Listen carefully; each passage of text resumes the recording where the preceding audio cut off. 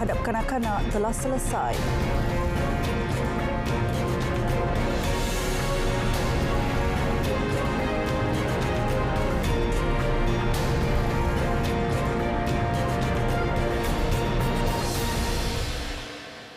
Salam sejahtera dan salam Malaysia Madani. Berita Parlimen 23 Mac 2023 bersama saya Vimala Kasturi Virasami.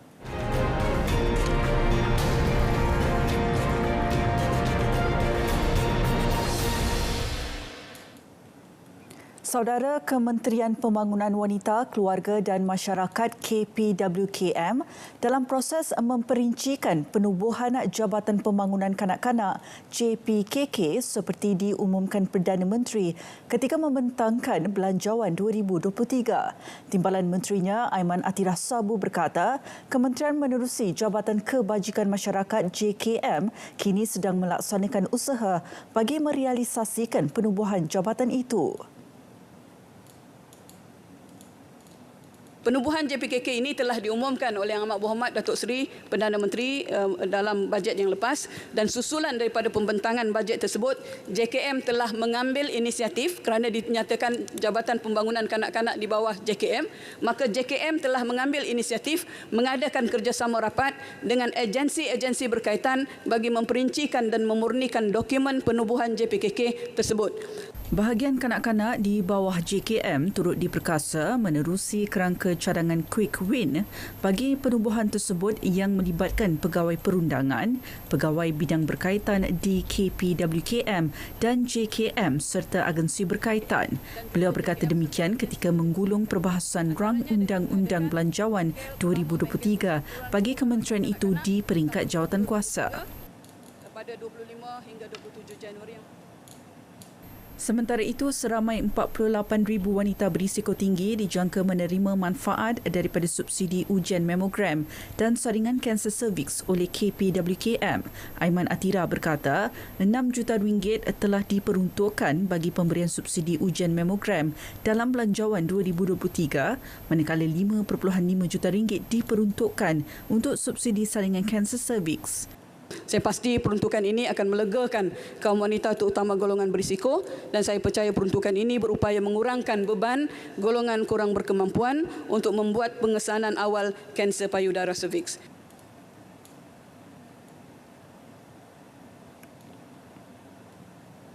Beralih ke sesi perbahasan titah diraja di Dewan Negara, beberapa kementerian diminta mempergiatkan aktiviti town hall bagi mengembalikan semula kepercayaan rakyat.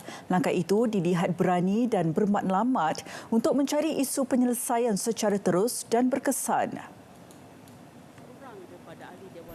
Jelas Senator Rita Salimah, usaha yang dilakukan Perdana Menteri Datuk Seri Anwar Ibrahim berjumpa secara terus dengan beberapa kumpulan harus dipuji. Saya berharap ada juga menteri-menteri yang lain mengadakan town hall seperti ini. Saya lihat Menteri Pengangkutan, Yang Berhormat Menteri Pengangkutan, ada Twitter di mana dia menjawab sendiri masalah-masalah yang dikemukakan oleh rakyat jelata. Ini sesuatu yang pendekatan yang mesra, pendekatan yang bijak, menunjukkan menteri bersedia untuk bertanggungjawab ke atas kementerian yang telah dipertanggungjawabkan kepada mereka. Dalam perbahasannya, beliau turut menyentuh keperluan subsidi bersasar untuk tanaman kelapa sawit diperkenalkan semula oleh Kementerian Perdagangan dan Komoditi.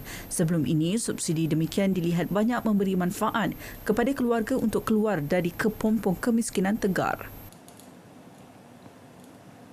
Kementerian Perumahan dan Kerajaan Tempatan KPKT diminta memantau setiap projek sakit dan terbengkalai di seluruh negara. Senator Aziz Arifin menegaskan ia penting bagi memastikan kebajikan dan hak pembeli terjamin. Namun kini terpaksa menanggung bebanan bagi membayar sewa rumah dan ditambah pula ansuran bulanan pinjaman perumahan yang rumahnya tidak siap-siap setelah ditangguh dengan alasan PKP. Kementerian Perumahan dan Kerajaan Tempatan perlulah memantau pemaju yang gagal menyiapkan projek perumahan tepat waktunya, dan bagaimanakah dengan nasib projek perumahan rakyat yang dilaksanakan juga di bawah kementerian lain. Setakat ini, 550 projek sakit dan terbengkalai di seluruh negara dan KPKT sedang dalam proses mengenal pasti masalah-masalah dengan pemaju dan kontraktor. Beberapa masalah utama melibatkan perkampungan orang asli harus diselesaikan segera. Senator Manolan Mohamad berkata, perubahan drastik perlu dilakukan terutama melibatkan isu utiliti dan pembinaan jalan raya. Kita mesti menangani masalah orang asli ini, iaitu berkenaan dengan pembinaan jalan di luar bandar, khususnya di perkampungan orang asli, dan juga jambatan, utiliti, bekalan air yang bersih, kediaman yang baik dan jurang antara bandar dan luar bandar ini mesti kita rapatkan. Selain itu, beliau juga menyentuh mengenai isu pendidikan kepada orang asli, terutama mengenai isu guru yang kurang berkualiti dihantar ke sekolah orang asli. Beliau berharap kementerian yang terlibat memandang serius isu ini.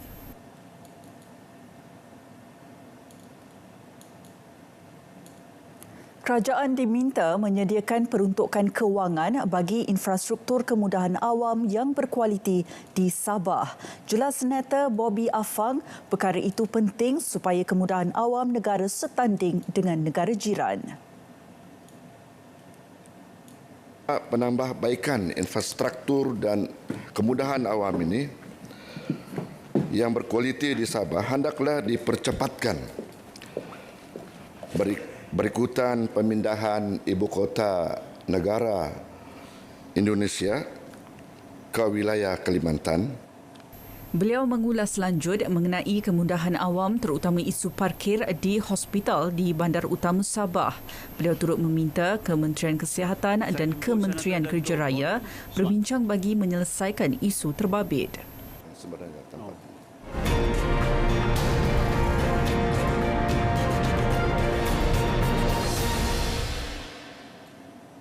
Tiada dana kerajaan akan diguna sekiranya Maktab Rendah Sains MARA MRSM berbayar diwujudkan. Sebaliknya, pelan futuristik yang sedang disusun atur itu akan dibiaya menerusi inisiatif pembiayaan swasta PFI.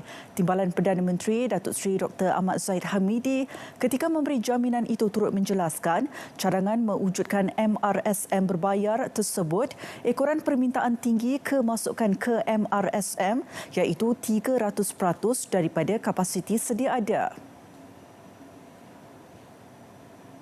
Pewujudannya memerlukan kajian menyeluruh sebelum sebarang kerangka cadangan pelaksanaan dimuktamadkan. Dalam perancangan kami tidak akan menggunakan peruntukan daripada kerajaan. Sebaliknya kita akan menggunakan perkataan PFI, Private Finance Initiative. Dan kita akan bersama dengan institusi kewangan untuk pembiayaan. Dalam hal ini, kita mesti keluar daripada kepompong dan berfikir tanpa kotak. Menjawab soalan tambahan Ahli Parlimen Muar, Syed Saddiq Syed Abdul Rahman, beliau turut memaklumkan tiada tanah rakyat miskin yang akan diguna untuk pembangunan MRSM berkenaan.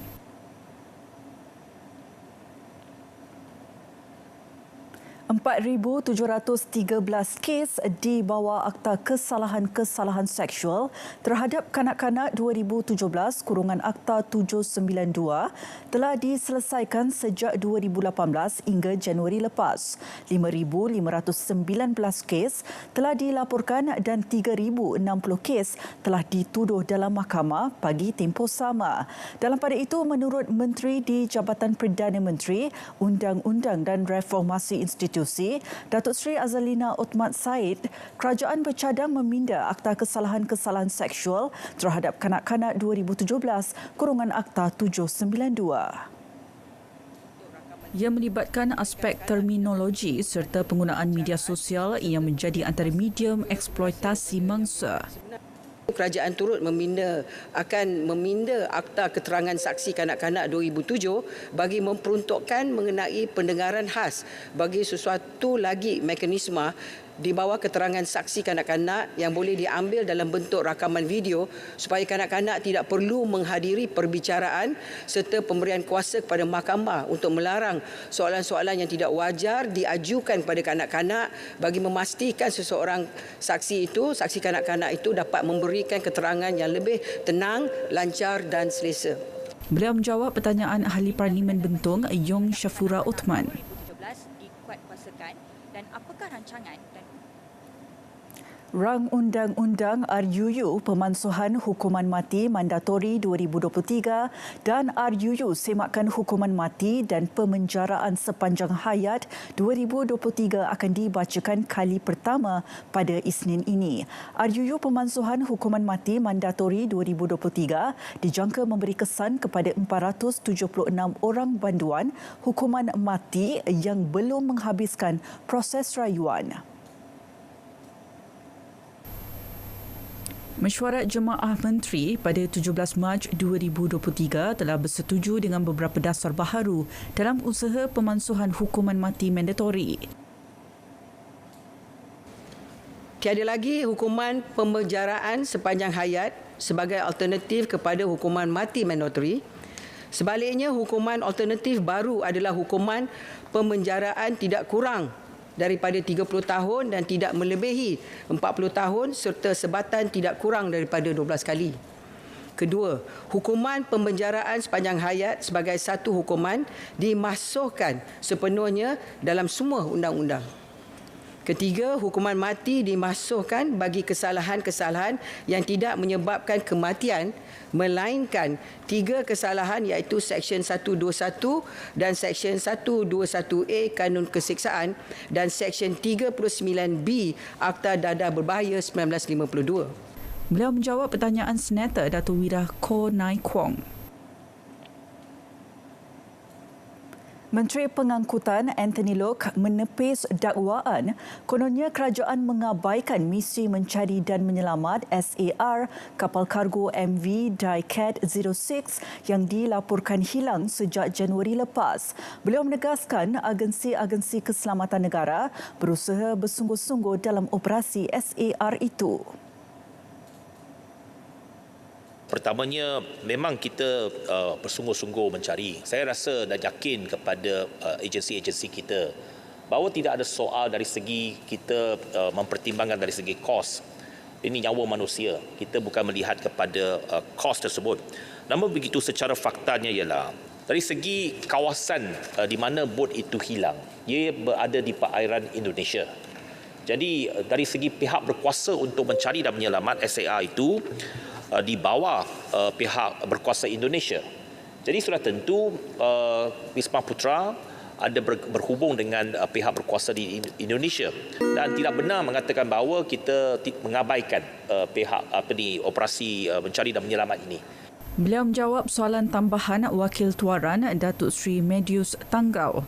JLM juga telah diarahkan untuk meneruskan misi pencarian kapal kargo MV Daikat 06 yang membawa 3 kru warga Malaysia dilaporkan hilang di perairan Indonesia selepas gagal berlabuh di Kuching, Sarawak pada 31 Disember lalu.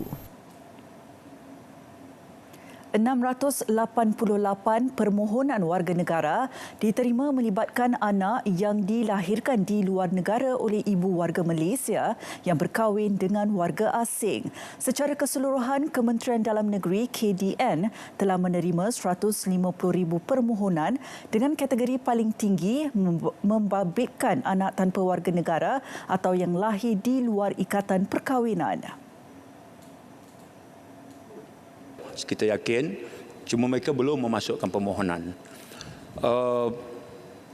Perkara ini adalah sebuah di bawah perkara 15.2, iaitu permohonan warga negara bagi anak yang lahir di luar negara.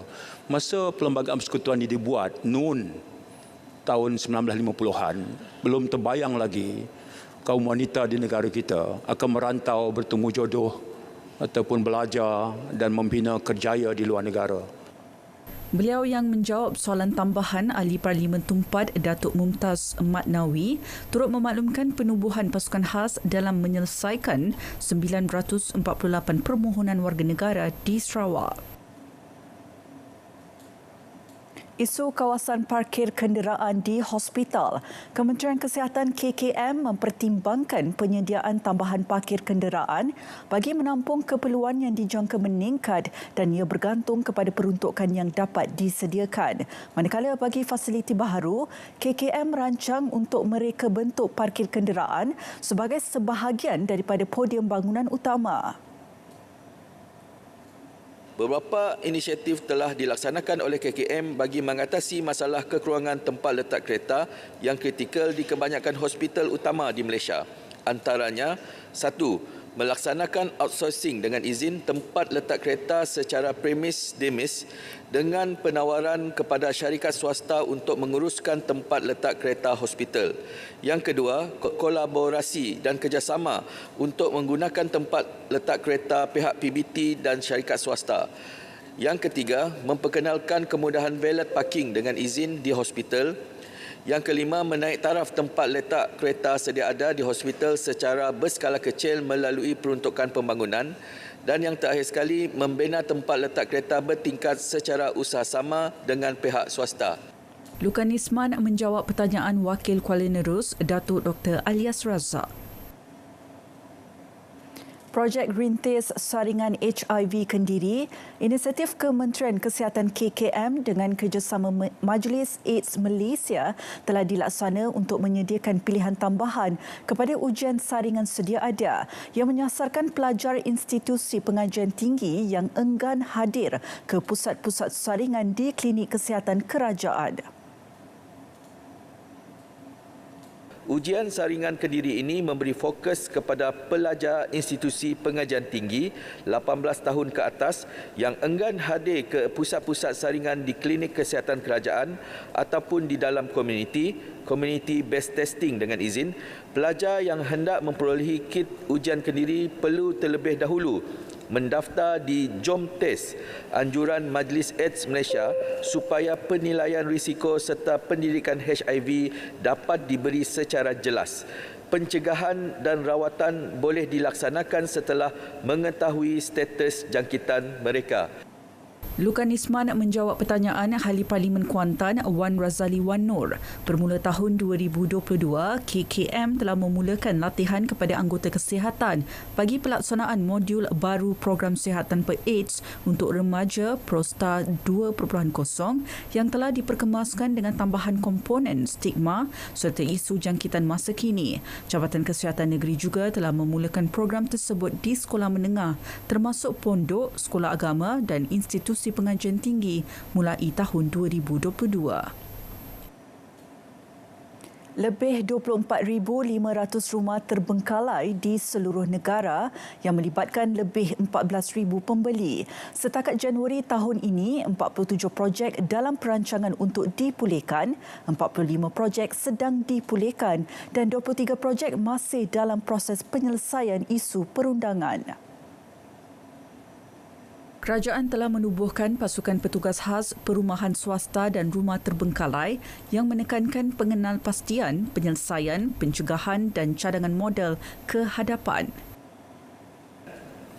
Task Force ini juga diwujudkan bagi membuat fact finding dan juga due diligence dengan izin bagi mengenal pasti cara terbaik menyelesaikan isu perumahan swasta yang bermasalah yang kita tahu agak kompleks dan rumit. Dalam usaha untuk mencari dan memulihkan projek yang terbengkalai, KPKT melalui JPN bertindak sebagai mediator ataupun pemudah cara dan perantara antara pihak pemaju, pembeli dan juga agensi-agensi pemegang taruh. Beliau menjawab pertanyaan Wakil Kampar Chong Zimin. Menteri Pembangunan Wanita, Keluarga dan Masyarakat Datuk Seri Nancy Shukri memaklumkan satu pasukan petugas khas ditubuhkan bagi meneliti lanjut kesesuaian rang undang-undang RUU Warga Emas yang dijangka dibentang pada tahun depan. Kementerian juga telah menjalankan kajian kandungan pendekatan dan skop bagi pewujudan akta berkenaan yang dilakukan konsultan dari Universiti Malaya. Penggumbalan RUU itu bertujuan melindungi warga emas di Malaysia dan sebagai persediaan negara menghadapi status negara tua pada 2030. Sehingga 31 Disember 2022, jumlah warga emas yang mendapat perlindungan penjagaan dan pemulihan di Institusi Warga Emas Kendalian JKM iaitu Rumah Seri Kenangan RSK dan Rumah Ehsan RE di seluruh negara ialah seramai 1,290 orang. Kemasukan ke Institusi Warga Emas Kendalian JKM adalah kepada warga emas yang tidak ada sumber pendapatan atau tidak mampu menyara diri sendiri, tidak mempunyai sanak saudara atau waris serta tidak mempunyai tempat tinggal yang tetap. Tuan Yang Dipertua, sementara itu, warga emas yang tidak ditempatkan di institusi kerajaan disediakan khidmat sokongan seperti bantuan kewangan bulanan iaitu bantuan warga emas atau bantuan penjagaan OKU yang terlantar atau pesakit kronik terlantar sebanyak RM500 sebulan. 190 juta ringgit diperuntukkan bagi projek pembinaan jalan perhubungan desa di Kuala Betis, Gua Musang. Projek yang bakal memberi manfaat kepada 7,150 penduduk itu sedang melalui proses penilaian dan akan ditender tahun ini. Bagi langkah jangka pendek, Jabatan Kemajuan Orang Asli telah melaksanakan kerja pembinaan dan naik taraf jalan dan jambatan di kawasan berkenaan dengan peruntukan RM2.1 juta. Pada tahun 2022, JAKWA telah melaksanakan kerja-kerja membaik pulih jalan di perkampungan orang asli daerah Gua Musang dengan kos keseluruhannya RM1 juta yang melibatkan Kuala Bihai Lama, Kuala PL, Kuala Perlak dan Kuala Stawar serta Kuala Bawik. Manakala pada tahun 2023, JAKWA akan melaksanakan kerja-kerja membaik pulih jalan di perkampungan orang asli daerah Gua Musang dengan jumlah peruntukan RM800,000 di Kuala Saud hingga ke Kuala Lalok dan Kuala Simpor ke Kuala Rikom. Beliau menjawab pertanyaan Ahli Parlimen Gua Musang, Muhammad Azizi Abu Naim berhubung pembangunan pos orang asli di kawasan itu. Keputusan untuk melanjutkan pelaksanaan Perintah Gaji Minimum 2022 bagi majikan yang menggajikan kurang 5 orang pekerja daripada 1 Januari 2023 kepada 1 Julai 2023 di seluruh negara adalah wajar. Jelas Timbalan Menteri Sumber Manusia Mustafa Elais Muhammad Yunus Sakmud, ia juga mengambil kira memorandum daripada pelbagai pihak yang terlibat yang menyatakan terpaksa menanggung kos tambahan akibat daripada pelaksanaan Perintah Gaji Minimum 2022. Pertanyaan Ahli Parlimen Pokok Sena Datuk Hamad Saad, Menteri di Jabatan Perdana Menteri. Prihatin kepada usahawan perniagaan mikro yang masih belum pulih sepenuhnya ekoran perniagaan yang terjejas semasa pandemik COVID-19. Selain itu, kerajaan juga mengambil kira memorandum daripada pelbagai pihak yang terlibat yang menyatakan bahawa mereka terpaksa menanggung kos tambahan akibat daripada pelaksanaan Perintah Gaji Minimum 2022. Pelanjutan tambahan selama 6 bulan ini diharap dapat memberikan peluang untuk majikan perniagaan mikro menyelaras dan mengimbangi keperluan kewangan yang sedikit sebanyak akan membantu memulihkan kedudukan ekonomi syarikat.